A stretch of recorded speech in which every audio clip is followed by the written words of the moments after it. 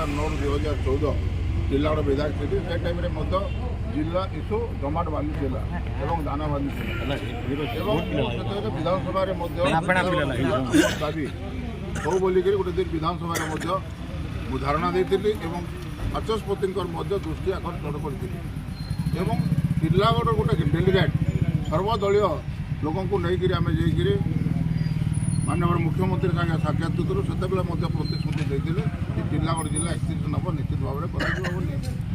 କିନ୍ତୁ ଆଜି ପଦମପୁର ଜିଲ୍ଲା ଆମର କିଛି ଆପତ୍ତି ନାହିଁ, କିନ୍ତୁ 30 ବର୍ଷ ଧରିକରି ଯେଉଁ ଜିଲ୍ଲା ଇସ୍ୟୁ ଚାଲିଥିଲା 2014ରେ ନବୀନ ପଟ୍ଟନାୟକ ଆସିଲେ ଏବଂ ଟିର୍ଲାଗଡ଼ ନିଜେ ସେ କହିକରି ଗଲେ ଯେ ମୋର କ୍ୟାଣ୍ଡିଡେଟ୍କୁ ଜିତ, ବିଜେଡ଼ିକୁ ତୁମେ ଜିତ, ଆମେ ତୁମକୁ ଟିର୍ଲାଗଡ଼ ଜିଲ୍ଲା ଦେବୁ। 2014ରେ ମଧ୍ୟ ହେଲାନି, 2019ରେ ମଧ୍ୟ ସେ ପ୍ରତିଶ୍ରୁତି সেটা মধ্যে আজ হেলান। আজ বাই ইলেকশনকে উপনির্বাচনকে আখি আগে দেখিকি নবীন পট্টনায়ক যেন প্রতিশ্রুতি দৌছন আমার সেটি হবার কিছু নাই, কিন্তু ওড়িশা ভাষীকে এবং সমস্ত আজ ভকুয়া বনছন এবং ভুয়া বলছন।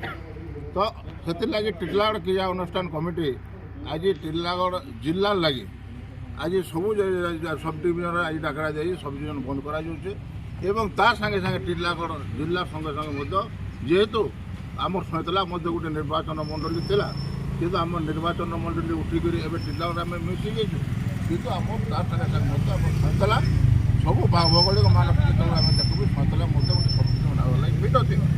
তো তেণুকরি আমার দাবি টির্লাগড়কে জিল্লা করা যাও এবং সৈতলাকে মধ্যে তার সাথে সাথে শক্তিজন করা যাও। এটা হচ্ছে মাননীয় মুখ্যমন্ত্রী নবীন পট্টনায়ক আমার দাবি। যদি আগামী দিনে যদি তার উপরে যদি পদক্ষেপ নেওয়া যায়